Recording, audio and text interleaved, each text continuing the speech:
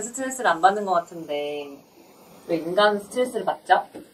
네, 동물과 사람의 차이를 이해하는 게 필요할 것 같아요.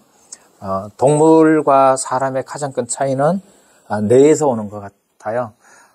동물의 뇌와 사람의 뇌의 차이가 어떤 차이가 있냐면 동물은 뇌간이라는 영역과 대뇌 변연계라는 영역이 거의 발달되어 있죠.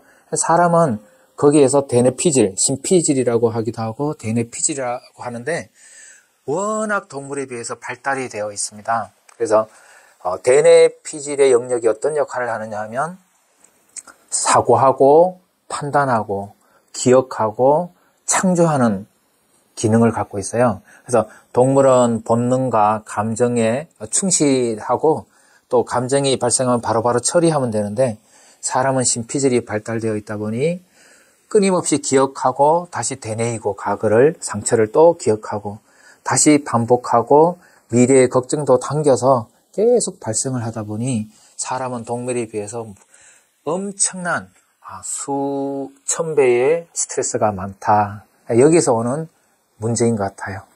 네. 그러면 동물은 감정이 있지만 사람처럼 기억을 통해서 그 감정이 쌓이거나 누적되진 않고 동물은 그렇죠. 바로바로 감정을 해소할 수 있고 그럼 그때뿐인 거고 그렇죠. 인간은 기억으로 저장이 되기 때문에 그 기억이 더 자꾸 떠오르고 미래를 막 당겨오면서 스트레스가 더 만들어지는 거죠. 그렇죠. 그래서 사람은 동물과 다르게 이 뇌의 기능을 잘 알고 뇌를 어떻게 관리하고 또 뇌에 들어오는 수많은 정보를 어떻게 처리하고 또 뇌를 어떻게 활용하느냐 못하느냐에 따라 삶의 질이 천차만별이 될 것 같습니다. 그래서 앞으로는 뇌를 잘 알고 뇌를 어떻게 관리하고 어떻게 활용하고 어떻게 들어오는 정보를 검색하고 처리하고 더 창조할 줄 아느냐에 따라 이제는 리더의 어떤 기준이 완전히 달라질 것 같습니다. 그럼 사람의 뇌를 이루는 심피질, 대뇌 변연계와 또 그 가운데 그 뇌간, 요 세 개에 대해서 조금 더 자세하게 말씀해 주실 수 있을까요? 네, 뇌간은 주로 생명을 주관해요. 뇌간은 주로 이제 간뇌, 중뇌, 뇌교, 연수, 척수 이렇게 이루어져 있다고 보죠. 그래서 이거는 거의 우리의 그 생명 유지, 뭐 호흡을 한다든가 심장 박동을 한다든가 혈압을 조절한다든가 우리의 이 모든 우리 생명을 주관하는 영역, 이게 뇌간 영역이라고 보죠. 그래서 모든 생명체는 뇌간을 갖고 있죠. 또 뇌간은 수술하면 생명을 유지를 못하기 때문에 수술할 수 있는 영역도 아닙니다. 거기에 이렇게 싸고 있는 게 대뇌 변연계인데 대뇌 변연계는 어떤 식욕, 성욕하는 그런 욕구, 욕망을 관장하는 역할과 감정을 다루는 기능을 갖고 있죠. 그래서 특히 이 대뇌 변연계 중에 편도라는 부위가 있는데 이 편도는 사람이 태어나서 경험하고 체험하는 감정을 기억하는 영역이다 보니 우리가 이 뇌를 관리할 때 편도의 기능이 매우 중요한 역할을 하고 편도를 어떻게 정화시키느냐 못하느냐에 따라 우리의 이 스트레스는 어떻게 관리하느냐와 관련되어 있습니다. 그리고 심피질은 우리가 생각하고 사고하고 판단하고 우리가 창조하고 기억하는 영역인데 이 심피질이 동물에 비해서 워낙 발달이 되어 있다는 거예요. 그래서 이 심피질을 우리가 잘 모르면 이 기억에서 벗어날 수가 없다.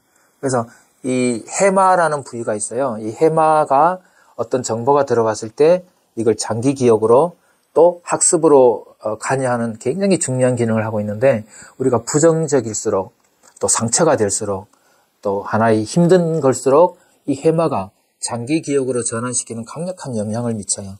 그래서 이 부정적인 기억을 오랫동안 기억하는 이유가 여기에 있고 또 3살 버릇이 8까지 간다는 것도 여기에 있습니다. 그래서 이런 부정적인 기억을 우리가 어떻게 관리하고 정화하고 또 새로운 긍정적인 정보를 어떻게 더 업그레이드 시키느냐 이런 뇌 활용 기술을 잘 아는 게 필요하겠죠. 요즘에 도파민 중독 이런 말도 있고 호르몬에 대한 관심이 높아진 것 같은데 그러면 스트레스를 받으면 우리 몸에 어떤 호르몬이 나오나요? 이게 스트레스가 왔다. 우리가 스트레스가 여러 가지가 있을 것 같아요. 이 육체가 있다 보니까 동물도 육체가 있고 사람도 육체가 있고 그러면 육체가 있다는 자체는 본능의 기능을 갖고 있다는 거거든요.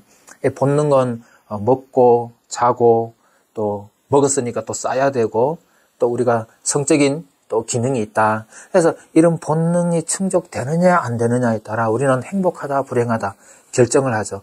여기에 따라서 호르몬이 분비가 되고 호르몬에 따라 우리가 정서적인 문제, 감정적인 문제, 신체의 여러 가지 뇌와 신체의 기능에 영향을 미칩니다. 그리고 또 욕망이라는 게 있어요. 육체가 있기 때문에 욕망은 이기심에서 작동을 하죠.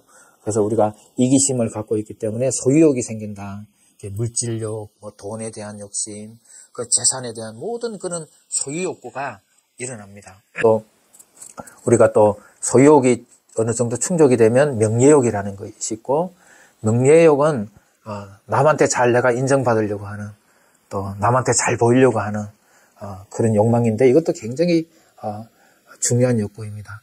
이게 또 충족되면 또 사람을 지배하고 싶은 우리가 지배하고 싶은 욕구도 굉장한 욕구고 우리가 권력욕이라 할 수 있죠. 사람에 비하면 이런 욕망들이 충족이 되냐 안 되냐에 따라 엄청난 스트레스를 가지게 되고 거기에 따라 또 호르몬이 작동을 하고 그 호르몬을 우리가 바꿀 수 없다면 우리가 감정적인 문제에서 스트레스에서 벗어날 길이 없죠. 그래서 이 호르몬을 변화시킬 수 있는 뇌 활용법 이건 굉장히 중요합니다. 특히 스트레스가 딱 생기면 이러한 본능과 욕망과 이게 충족을 하냐 못하냐의 문제도 굉장히 큰 스트레스인데 사람은 더 큰 스트레스가 있어요. 이 뇌에 보면 눈이 있고 코가 있고 입이 있고 귀가 있고 이렇게 이걸 오감이라고 합니다. 오감의 기능은 외부의 정보를 받아들이는 감각기관이다. 그런데 우리가 보고 듣고 또 맛을 보고 냄새 맡고 여러 가지 피부로 느끼는 여러 가지 감각을 통해 수많은 정보가 들어옵니다. 그래서 사람은 동물에 비해서 수천억 배 더 많은 정보를 반응을 하죠. 동물은 그냥 먹는 것, 그리고 자기 위에 먹이 사슬 올 때 도망가는 것, 그리고 가끔 가다가 이제 쓴 놈은 암놈이 어디 있냐 이런 세 가지 정보에 민감하게 반응하고 요게 해결이 안 되면 좀 스트레스를 받는데 사람은 보는 것마다 스트레스고 듣는 것마다 스트레스고 그리고 사람은 느끼는 것마다 내가 마음에 안 들기 때문에 또 내가 원하는 게 안 되기 때문에 스트레스를 받는다. 그래서 이 정보를 받아들이면서 해결되지 않는 이 스트레스는 동물에 비해서 엄청난 스트레스가 많다. 뭐 본능이나 욕망은 뭐 본능 위주인데 동물은 사람은 욕망도 잘 해결이 안 되지 이 들어오는 스트레스 정보에 우리가 해결을 못 하다 보니까 이걸 어떻게 들어오는 정보를 관리를 못 한다는 거예요. 처리도 못 하고 이 문제는 아주 심각한 문제입니다. 그래서 앞으로 이런 정보와 뇌의 관계 그리고 호르몬과 이 자율신경의 관계를 통해서 어떻게 뇌를 관리해 나가느냐에 대한 부분을 다루고자 합니다.